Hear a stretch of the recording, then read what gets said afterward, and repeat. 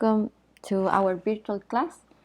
Today we will start fixing one of the problems that we had last week when we were doing the mapping for our PUC19 plasmid.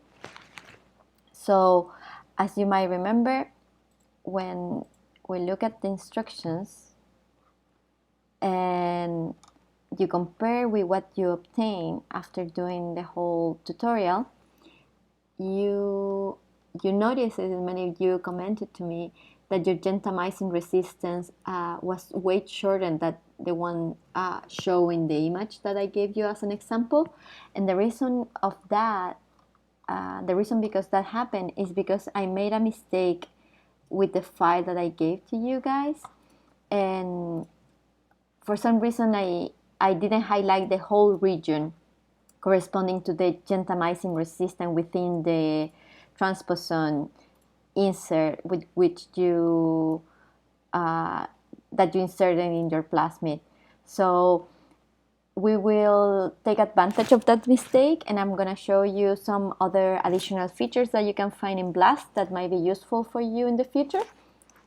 So we want to know within this whole sequence of the transposon where the gentamicin, the region that codifies for the enzyme that allows for the gentamicin resistance is. So we will select the whole region, the whole nucleotide sequence from our file that you can find again here under assignments. You go here in Plasmid Edition, and here you find the instructions. So all the tutorial for you doing the mapping using the software ape, and here is the Word document. So you will have the same document that I have here. You will select the whole nucleotide sequence, you right click and copy, and then we will go to BLAST, our very good friend BLAST. And because it's a nucleotide sequence, we're gonna click here in nucleotide BLAST. We will do right click and paste our sequence, and we will not change any of the default settings. We could here put, for example, bacteria just to make it faster, but it should be okay because it's a short sequence, so it will not take too long to find the right matches. So I will just click here. It wasn't click. I click here and show results in a new window and BLAST, and we wait. It's gonna take a couple of seconds, so just be patient here while it works. And that's it. So awesome. Again, as a tiny review, you can see here that there are many hits, but we have the first hit in which the e-value is 0. So remember that the e-value express the likelihood of this happen, the two sequences being similar by randomness. So it's the 0 chance of that happening. So it's not random that they are similar, and in this case actually 100% identical. And it cover, our query cover an 84% of it. So if we click directly where it says where the name of the first hit is, you just click on it, and it shows you here more information. So it gives you the sequence ID, the whole length, the number of matches, and here you see actually the query and the subject. And you see one by one each nucleotide how they are completely identical to each other. If they weren't identical, it will show missing some of these lines in between. So that's just for you to know. But we will focus in this part where it said graphics. So it's a link where you can obtain some really fun information that you can use in the future for either your homework or any work that you have in the lab.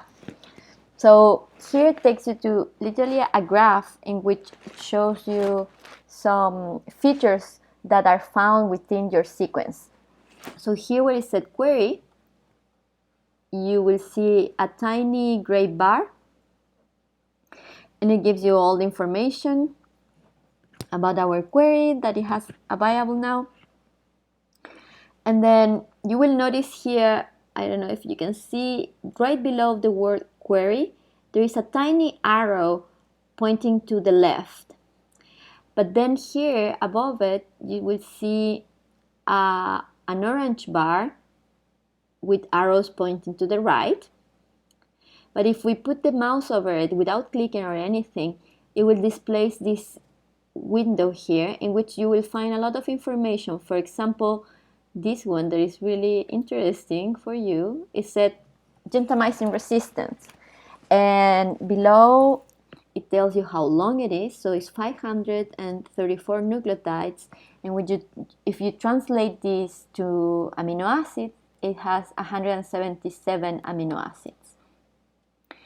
And below here,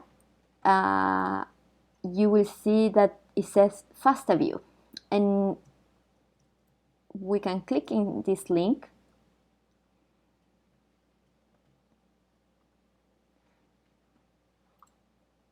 And then it will take us to the FASTA file of that region that codifies for the gentamicin resistance. But you have to remember that here the direction of the sequence were in the opposite direction. So if we want to use this sequence, we have to obtain the reverse complementary of it. And BLAST has a the NCBI website in general have a nice feature. When you get to a sequence and you know that you need it as a reverse complementary, you can go here where it says customize view, and you click on the arrow, and you just click and show reverse complement, and then update the view, and it's going to change it. So now they're both aligned in the same direction, and because we made the reverse complementary of it. So now we can use this one that we know that is the gentamicin resistance, and because Word is not designed for finding sequences, so we will just use the beginning of it and copy, and then we will go, let's erase this highlighted region here, and we will go here in the corner where we can find, or you can go to file, to edit, find, and find again. Close this. And then it will show you the region where that starts, and we can highlight it. And then we go back here and we want to find out where it finished. And we can do this very confidently because we know that they are 100% identical. So all the nucleotides in between are exactly the same. But if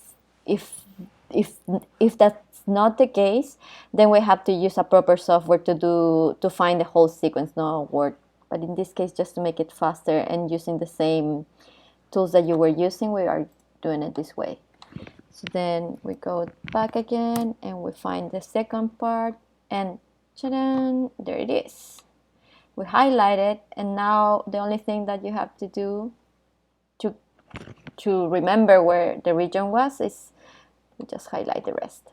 And now you go back to your ape tutorial and follow the instructions and redo the plasmid mapping for your final report, and then you will have a figure actually more similar to the one that I gave you here in the tutorial.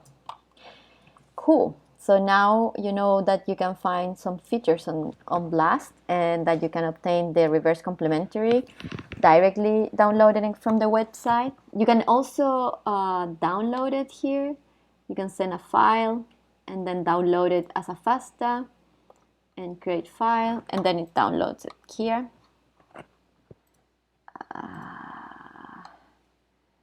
Just choose an application. I don't know which one.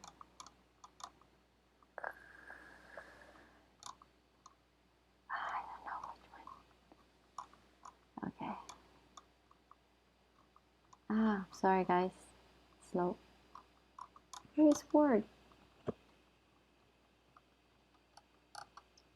But you better get another application that is better for that, and it's gonna open. Okay, and there it is. So that's nice. The other interesting thing that you can do with this is that we can go back to our graphic view, and we can go here. Where is the blast protein? Oops, not that one. Haha. We can go, sorry, let's do it again. We can go here, and then we click here where it says FASTA view, and you will see two codes. So one that starts with AJ and the other one is CAA. And then it gives you the amino acidic sequence of it. And you can do more research about the mechanism through which this protein is able to give the capability to resist the presence of the antibiotic gentamicin. And that would be a nice a nice thing to add to your lab report. So cool, this is the first part of the tutorial of the class of today. Thank you. There.